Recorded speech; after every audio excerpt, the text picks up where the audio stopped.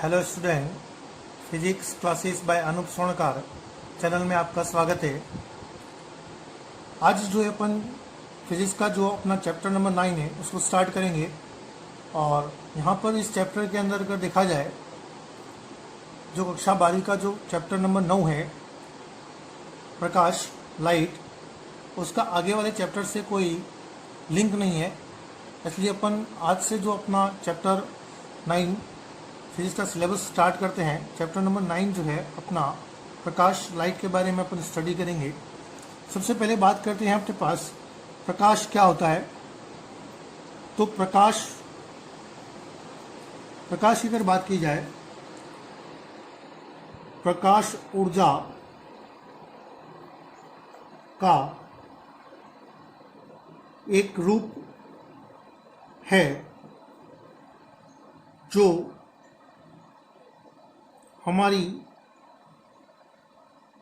आँखों को दृष्टि, संवेदना प्रदान करता है तथा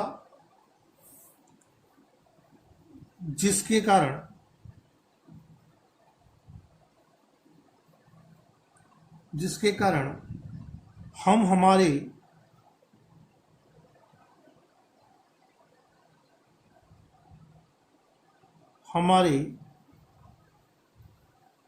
चारों ओर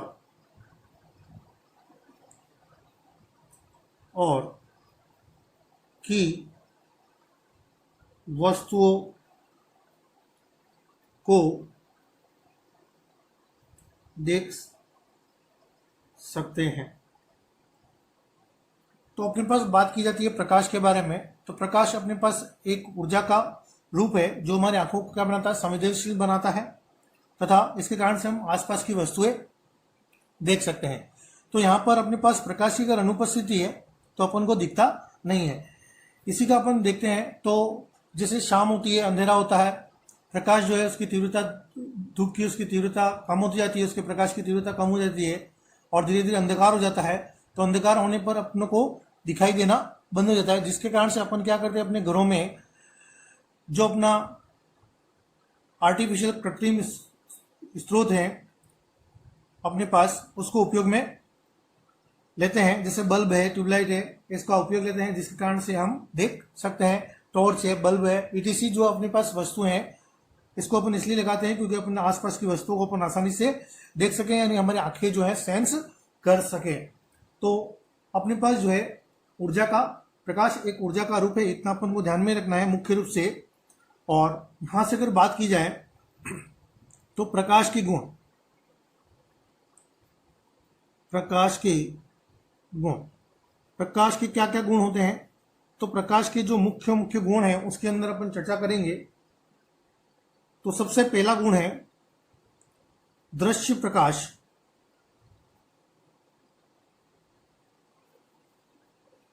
का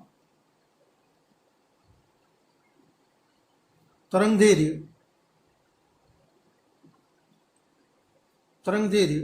4000 एंगस्ट्रॉम से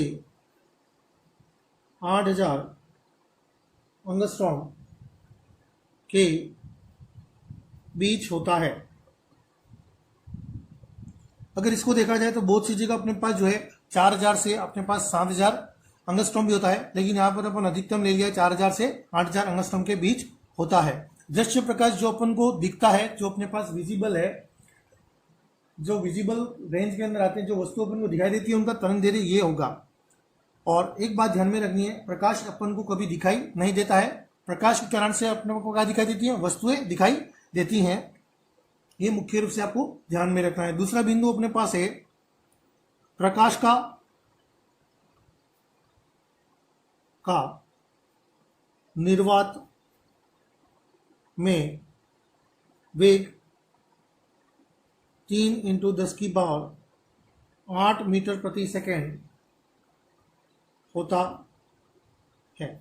अगर निर्वात में बात की जाए तो प्रकाश का जो वेग है वो अपने पास फिक्स रहता है 3 × 10⁸ मीटर पर सेकेंड होता है। और यही जो वेग है वो माध्यम में जाने पर, अगर प्रकाश जो है किसी अन्य माध्यम में, निर्वात की स्थान पर वायु है, कांच है, जल है, उसके अंदर जाता है तो इसका वेग बदल सकता है। लेकिन निर्वात और वायु, और दोनों में अपने पास जो है इसका मान समान रहेगा। निर्वात और वायु में 3 × 10⁸ मीटर पर सेकेंड ही रहता है। अगर अपन बात की जाए तीसरे बिंदु की, श्वेत प्रकाश जो है, श्वेत प्रकाश 7 रंगों से मिलकर बना होता है। तो 7 रंग कौन कौन से हैं, इसकी भी अगर अपन बात करें तो बेनी, आ, ह, पी, ना और ला, ये 7 रंग है अपने पास। बे का मतलब है बैंगनी, ये हो गया नीला, ये हो जाएगा बैंगनी, ये हो जाएगा नीला, यहां से हो जाएगा आसमानी, ये हो जाएगा हरा, ये हो जाएगा पीला, ये हो जाएगा नारंगी, और ला का मतलब है लाल। ये जो अपने पास 7 जो है कलर है, ये पहला हो जाएगा, ये दूसरा, ये तीसरा, ये चौथा, ये पांचवा, ये छठा और ये 7वां। इन 7 रंगों में देखा जाए तो जो सबसे अधिक तरंग दैर्घ्य होता है, वो सबसे अधिक तरंग दैर्घ्य सबसे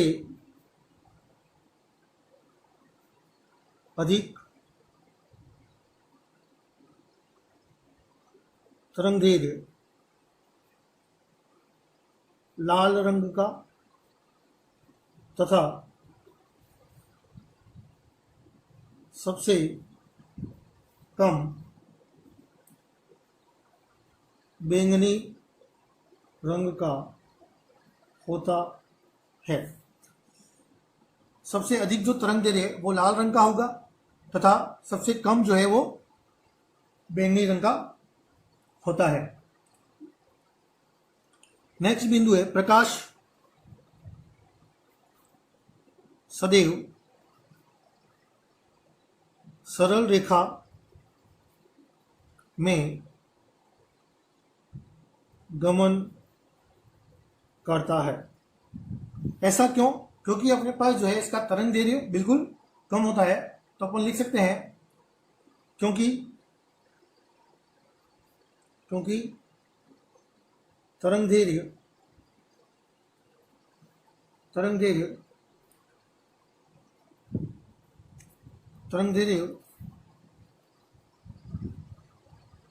का मान अति अल्प होता है। जैसा अपन लिखे 4000 एंगस्ट्रॉम से 8000 एंगस्ट्रॉम। एंगस्ट्रॉम का मतलब होता है, एक एंगस्ट्रॉम बराबर होता है 10⁻⁻10 मीटर, जो बहुत छोटा मान है। इसलिए अपने पास जो है तरंग दैर्घ्य बहुत छोटा होने के कारण अपने पास जो है ये एक सरल रेखा में गमन करता हुआ दिखाई देता है। उसके बाद अगर बात की जाए तो माध्यम बदलने पर, बात कर चुके अपन यहाँ पर ऊपर, फिर से लिख देते हैं पॉइंट यहाँ पर, माध्यम बदलने पर प्रकाश का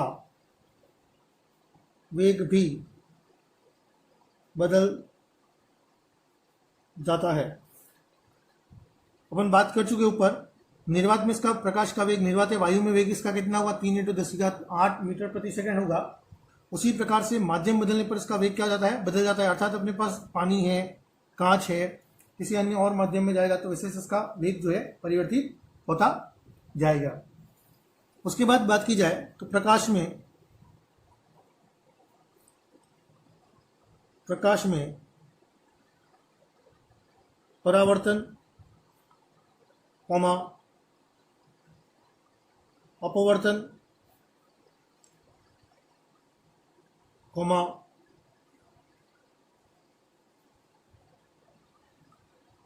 व्यतिकरण,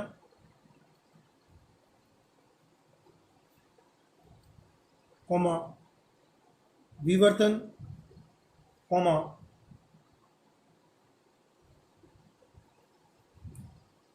ध्रुवण आदि के गुण होते हैं। यानी प्रकाश के अंदर अगर देखा जाए तो परावर्तन का गुण पाया जाता है, अपवर्तन का गुण पाया जाता है, व्यतिकरण का गुण पाया जाता है, विवर्तन का गुण पाया जाता है, ध्रुवण का गुण पाया जाता है। तो यहाँ पर जो अपने पास प्रकाश के अंदर अपन ने चर्चा की, यहाँ पर अपने पास जो है प्रकाश क्या होता है, प्रकाश के गुण के बारे में जो मुख्य मुख्य गुण है उसके बारे में अपन ने यहाँ पर चर्चा की है। इसके बाद जो अपने पास आता है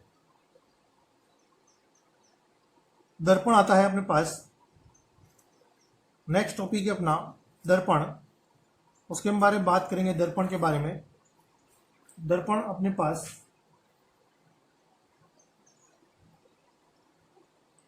दर्पण मिरर, मिरर की अगर बात की जाए तो अपने पास एक भाग जो है दर्पण के अंदर परावर्तक पृष्ठ होता है, जबकि एक भाग जो है अदृश्य होता है। यानी एक साइड अपने पास जो है कलर किया होता है जिसको अपारदर्शी भाग कहा जाता है, और एक परावर्तक भाग होता है जो चमकीला अपन को दिखाई देता है। तो यहाँ से अपने पास दर्पण जो है वो दो प्रकार के होते हैं। दर्पण, पहला दर्पण होगा समतल दर्पण और दूसरा होगा गोलीय दर्पण। अगर बात की जाए कि दर्पण के कितने प्रकार हैं, तो दर्पण के दो प्रकार होते हैं, समतल दर्पण और दूसरा गोलीय दर्पण। पहला था समतल दर्पण।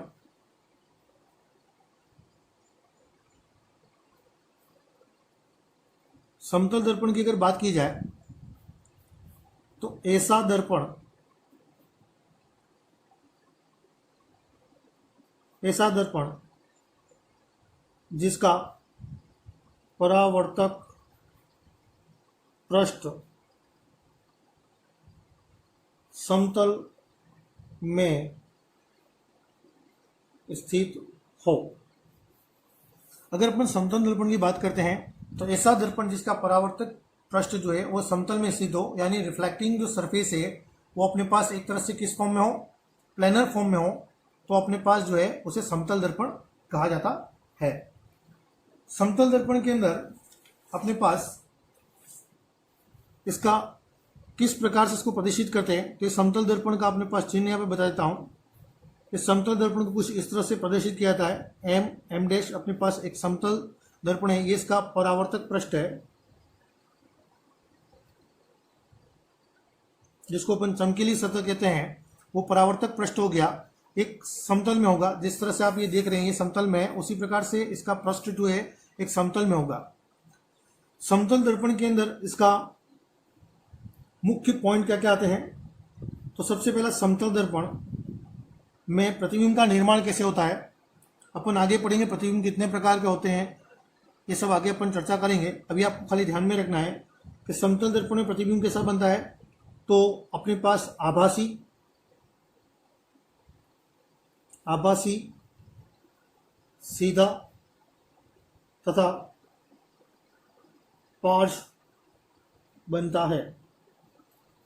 देखो, आभासी प्रतिबिंब बनता है, दूसरा सीधा। जैसे अपन घर के अंदर जो दर्पण अपन उपयोग करते हैं वो एक अपने पास समतल दर्पण का उदाहरण है, जिस दर्पण के सामने खड़े होकर अपन तैयार होते हैं, मेकअप वगैरह किया जाता है, वो सारे दर्पण जो हैं अपने पास समतल दर्पण अपने पास होते हैं। उसके अंदर जो प्रतिबिंब बनता है वो प्रतिबिंब कैसा बनेगा, प्रतिबिंब बनता है अपने पास आभासी, सीधा और पार्श्व। पार्श्व का मतलब है लेफ्ट जो है राइट दिखेगा और राइट है वो लेफ्ट दिखेगा, अर्थात बायां दायां दिखेगा, दायां है वो बायां दिखता है। उसके बाद बात की जाए तो अपने पास इसकी फोकस दूरी अनंत होती है। शक्ति जो है अपने पास कितनी होती है, इसकी शून्य होती है। इन दोनों बिंदुओं पर भी अपन आगे चर्चा करेंगे। अभी आपको खाली इतना ध्यान में रखना है इसके अंदर प्रतिबिंब कैसा बनता है। दूसरी बात, अपने पास फोकस दूरी कितनी होती है, अनंत होती है। शक्ति कितनी होती है, शून्य होती है। ये ध्यान में रखना है। उसके बाद अगर बात की जाए इसका उपयोग, समतल दर्पण का उपयोग कहाँ किया जाता है, तो समतल दर्पण का उपयोग जो है सबसे पहले तैयार होने में, जिसको अपन कह सकते हैं मेकअप में, और दूसरा अगर अपन लिखे हैं तो सजावट में। सजावट में भी इसका उपयोग किया जाता है। ये जो है अपना समतल दर्पण हो गया। उसके बाद अपने पास आता है दूसरा गोली दर्पण।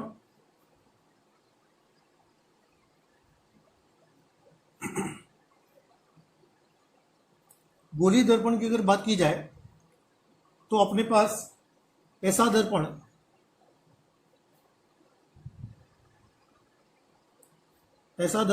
जिसका परावर्तक पृष्ठ गोलाकार रूप में हो,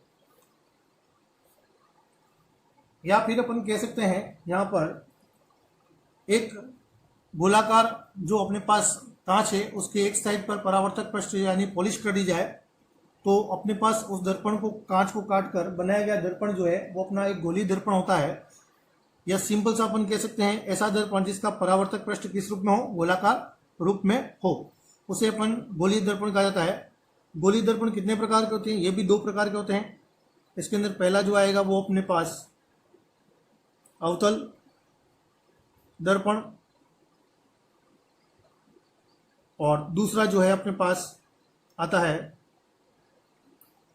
वो है उत्तल दर्पण। तो दो प्रकार के दर्पण हो गए अपने पास, अवतल दर्पण और उत्तल दर्पण।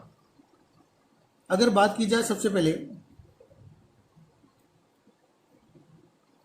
अवतल दर्पण, अवतल दर्पण की बात की जाए तो इसके अंदर ध्यान में रखना है ऐसा दर्पण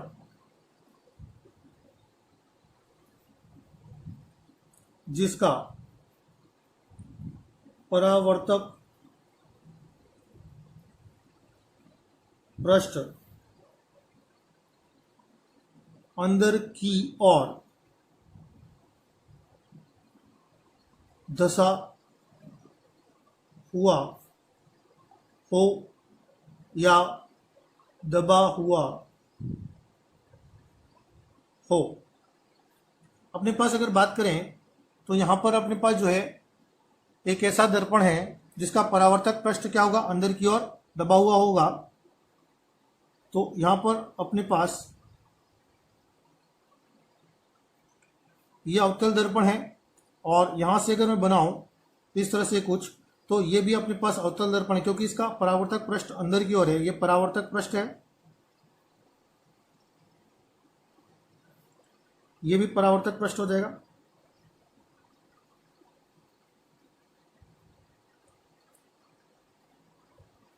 इसी यहां पर एक दूसरी परिभाषा भी अपन बोल सकते हैं। सी जो है अपने वक्रता केंद्र है, इसको अपन आगे पढ़ेंगे डिटेल में। अभी ध्यान में रखना ये वक्रता केंद्र है, सी लिखा है वक्रता केंद्र, ये वक्रता केंद्र।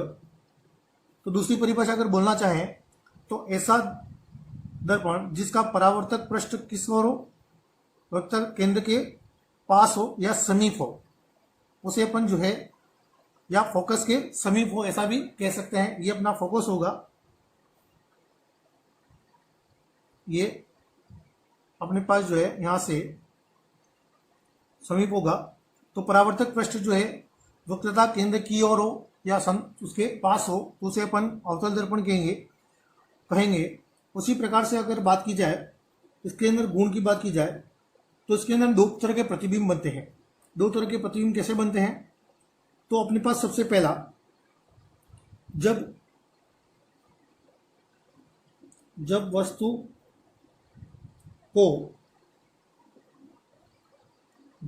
को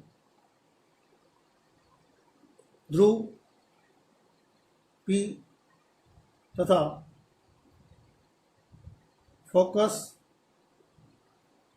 F की मध्य रखा जाता है तो प्रतिबिंब बनेगा। कैसा बनेगा, यहां पर देखते हैं। प्रतिबिंब जो बनेगा आभासी कॉमा सीधा।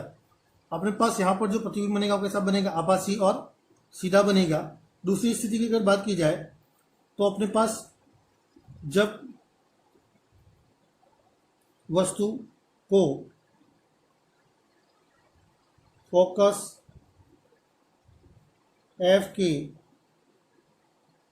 पीछे रखा जाता है तो प्रतिबिंब वास्तविक तथा उल्टा बनता है। यहां पर दो तरह के प्रतिबिंब हो जाएंगे अपने पास, वास्तविक भी बनेगा और आभासी भी बनेगा। तो अवतल दर्पण की अगर बात की जाए तो अपने पास ये दोनों प्रतिबिंब का निर्माण करता है, वास्तविक और आभासी। दूसरी बात अगर करें इसके अंदर कि इसका उपयोग क्या है, उपयोग की बात करें तो पहला, टॉर्च में गाड़ी की हेड लाइट में, टॉर्च और गाड़ी की हेडलाइट में या सजावट में, ये टॉर्च के अंदर आपने देखा होगा कुछ इस तरह का बाउलनुमा बना होता है, कटोरे नुमा जो अंदर लगा होता है बल्ब के पास चारों ओर। वो अपने पास एक अवतल दर्पण का उदाहरण है। और गाड़ी के हेडलाइट के अंदर भी आपने देखा होगा कुछ इसी तरह का जो है अपने पास बना हुआ कटोरे नुमा जो लगा होता है, जिसको अपन वो एक अवतल दर्पण की तरह क्या करता है, कार्य करता है। यह आपको ध्यान में रखना है इतना। यह हो गया अपने पास अवतल दर्पण के बारे में चर्चा। उसके बाद अपने पास आता है दूसरे प्रकार का जो दर्पण है, उत्तल दर्पण की अगर बात की जाए तो उत्तल दर्पण की अगर चर्चा करते हैं अपने पास यहाँ पर दूसरा जो दर्पण है उत्तल दर्पण की अगर बात की जाए तो ऐसा दर्पण जिसका परावर्तक पृष्ठ उभरा हुआ हो, उसे अपन क्या कहते हैं, उत्तल दर्पण। जहां पर अपने पास अवतल दर्पण बनाया था उसी तरह से यहां पर जो है इसका परावर्तक पृष्ठ बाहर की ओर हो जाएगा। ये परावर्तक पृष्ठ हो गया, यानी वक्रता केंद्र से इसका पृष्ठ क्या हो गया, दूर हो जाता है। उसी तरह से यहां पर भी ये अपने पास बना देता हूं, ये भी अपने पास जो है उत्तल दर्पण ही है, इसका परावर्तक पृष्ठ ये रहा।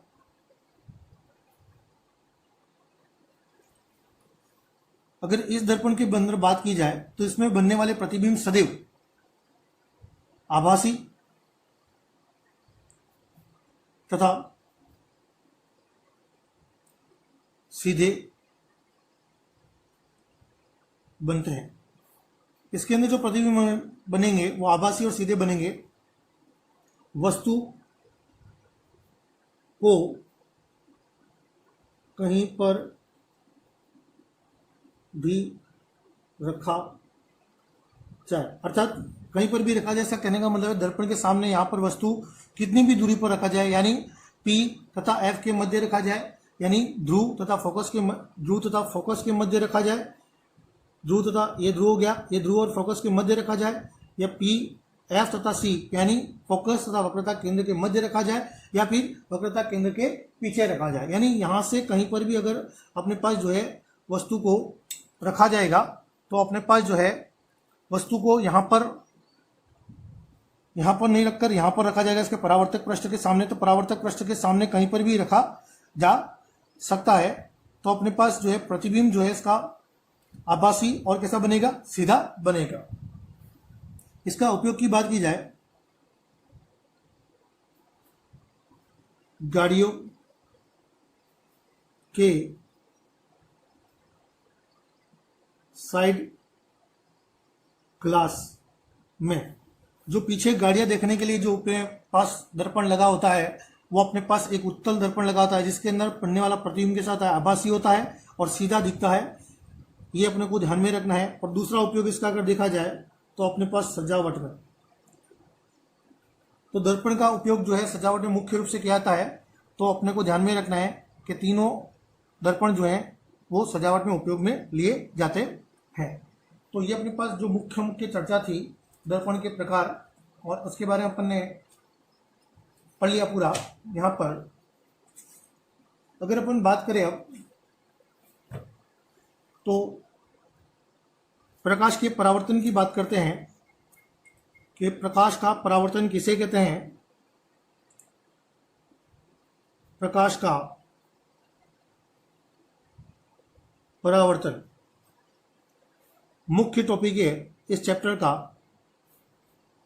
बोर्ड कक्षा में आरबीएससी राजस्थान बोर्ड के अंदर बहुत सी बार क्वेश्चन पूछा जा चुका है कि प्रकाश के परावर्तन से आप क्या समझते हैं, या प्रकाश के परावर्तन को परिभाषित कीजिए। 1 नंबर का जो क्वेश्चन पूछा जा सकता है ये, और इसी के अंदर इसके नियम के बारे में भी पूछा जाता है कि परावर्तन के नियम को लिखिए। परावर्तन के 2 मुख्य नियम हैं जिनको अपन आगे भी पढ़ेंगे। तो सबसे पहले बात करते हैं परावर्तन। प्रकाश का परावर्तन क्या होता है, किसे कहते हैं। तो यहां से अपने पास एक समतल दर्पण लेता हूं। परावर्तन भी वैसे 2 प्रकार का होता है, एक नियमित परावर्तन और एक अनियमित परावर्तन। तो अपन बात करेंगे यहाँ पर नियमित परावर्तन की बात कर रहे हैं। यहाँ पर सबसे पहले मैंने एक दर्पण लिया, समतल दर्पण एम डैश। यहाँ पर अपने पास एम डैश एक समतल दर्पण ले लिया है, और उस पर अपने पास ओ एन अपने पास ये मैंने एक अभिलंब खींच दिया। अभिलंब का तात्पर्य इसके ऊपर, इस दर्पण के ऊपर मैंने क्या कर दिया, 90 डिग्री का कोण बनाकर एक लाइन खींच दी, जिसको अपन क्या कहते हैं, अभिलंब कहते हैं। अब बात करते हैं यहां से एक प्रकाश की किरण एओ। अब बात की जाती है किरण किससे कहते हैं उसको मैं यहां पर क्लियर कर देता हूं। किरण जो है अपने पास, प्रकाश की किरण से तात्पर्य है जो रेखा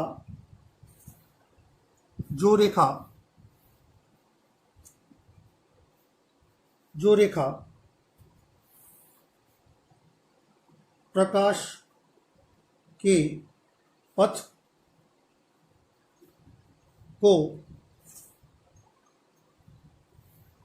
को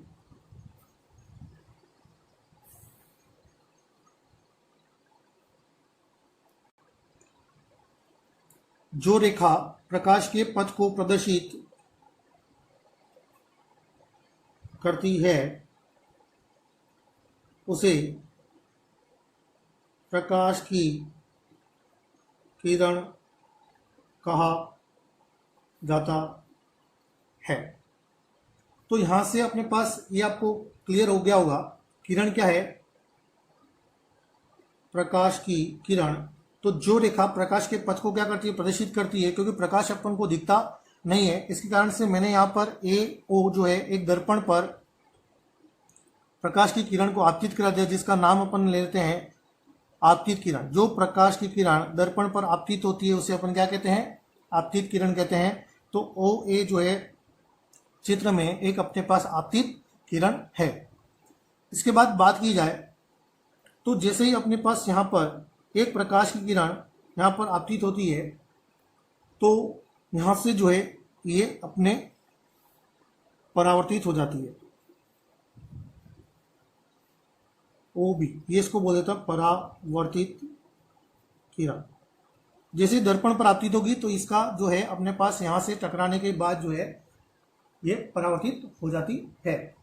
तो यहाँ से अगर परिभाषा देखी जाए तो परिभाषा क्या बनेगी कि जब कोई प्रकाश की किरण एक माध्यम से दूसरे माध्यम में, ये अपना एक माध्यम हो जाएगा और ये दर्पण जो है अपना दूसरा माध्यम हो जाएगा। एक माध्यम से दूसरे माध्यम में प्रवेश करती है तो ये अपना जो पृष्ठ होगा ये यहाँ पर इन दोनों पृथककारी पृष्ठ होगा, यानी वायु और कांच दोनों को जो है दर्पण को अलग करने वाला जो एक माध्यम होगा जिसको अपन कहते हैं पृथककारी पृष्ठ। तो जब कोई प्रकाश की किरण एक माध्यम से दूसरे माध्यम में प्रवेश करती है तो पृथककारी पृष्ठ से टकराकर पुनः उसी माध्यम में लौट आती है तो प्रकाश के इस गुण को परावर्तन कहा जाता है। यानी फिर से रिपीट करता हूं, प्रकाश की किरण, जब कोई प्रकाश किरण एक माध्यम से दूसरे माध्यम में प्रवेश करती है तो पृथककारी पृष्ठ से टकराकर पुनः उसी माध्यम में देखो यहाँ से एक आई और टकराने के बाद उसी माध्यम में क्या होती है, लौट आती है। तो प्रकाश के इस गुण को अपन क्या कहते हैं, परावर्तन कहते हैं। तो यहां से अपन लिख सकते हैं, जब कोई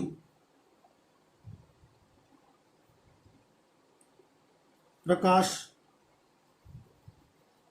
की किरण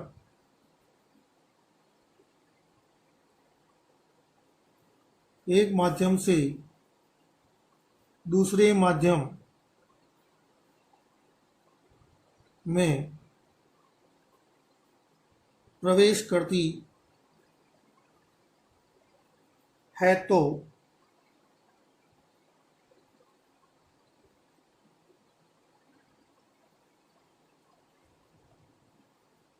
पृथककारी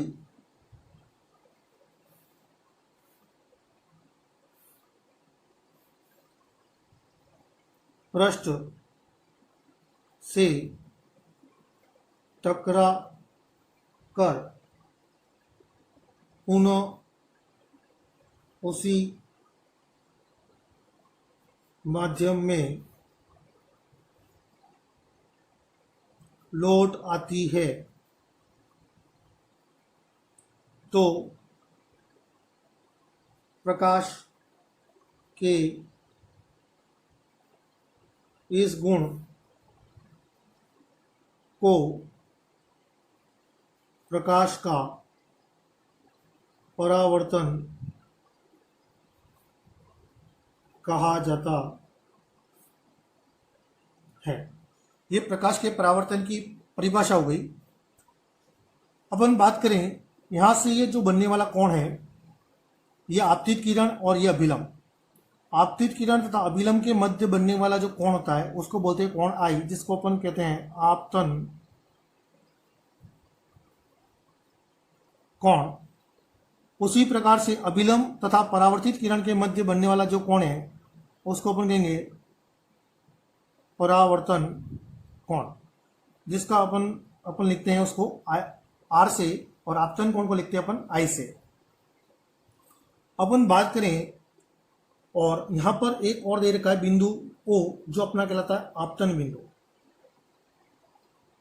आपतन बिंदु भी ध्यान में रखना है अपन को कि आपतन बिंदु किसे कहते हैं। तो वह बिंदु जिस पर कोई प्रकाश की किरण क्या हो रही है, आपतित हो रही है, या फिर अपन कह सकते हैं वह संधि बिंदु जहां पर आपतित किरण, अभिलंब और परावर्तित किरण तीनों क्या करती हैं, मिलती हैं, उसे अपन क्या कहते हैं, आपतन बिंदु कहते हैं। यह हो गया अपना प्रकाश का परावर्तन। इसके बाद इसके अंदर आता है मुख्य रूप से अपना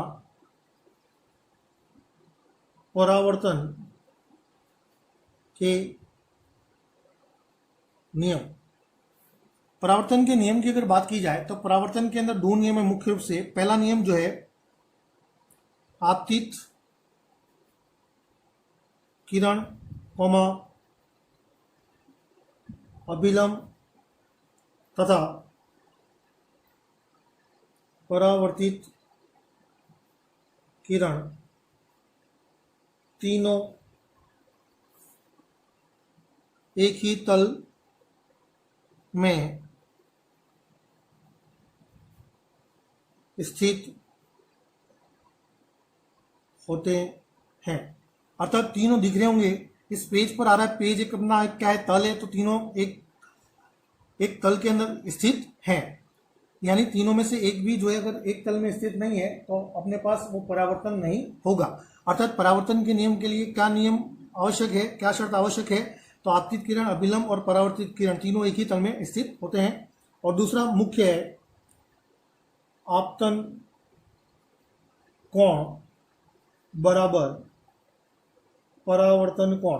अर्थात परावर्तन के नियम में कोण आई बराबर कोण क्या होता है, आर होता है। अर्थात आपतन कोण का मान परावर्तन कोण के बराबर होता है। यही प्रकाश के परावर्तन के नियम है। तो अपना जो टॉपिक है यहाँ पर आज अपन ने पढ़ लिया, इसके अंदर दर्पण, दर्पण के प्रकार और परावर्तन प्रकाश का आगे जो अपन नेक्स्ट क्लास के अंदर पढ़ेंगे। अगर आपको मेरा चैनल अच्छा लगा, जो मैंने पढ़ा अच्छा लगा, तो इस चैनल को सब्सक्राइब जरूर करें। Thank you.